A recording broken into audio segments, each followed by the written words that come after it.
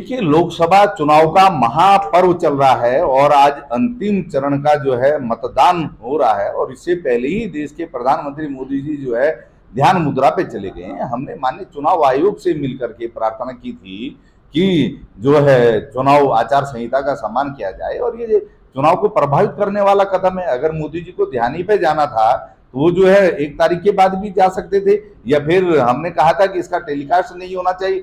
11-11 कैमरों में ध्यान हो रहा है, तो ये ध्यान हो रहा है, ये क्या हो रहा है? ये देश की जनता समझ रही है कि ये जो है पूरा का पूरा चुनावी ध्यान है और इसका ध्यान से कोई मतलब नहीं है।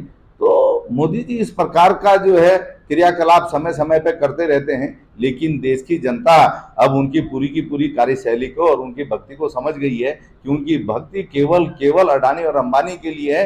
देश की गरीब जनता से, देश के बेरोजगारों से, देश की महिलाओं से उसका कोई लेना देना नहीं है। और निश्चित तौर पर देश की महान जनता ने लोकतंत्र के महापर्व में मतदान किया है और 4 तारीख को मेरा पूरा पूरा भरोसा है कि इंडिया गठबंधन जो है प्रचंड बहुमत से सरकार बनाएगा और मोदी जी की जो झूठ और जुमले की और इस प्रकार की प्रोपेगेंडा वाली राजनीति है उस पर विराम लगेगा।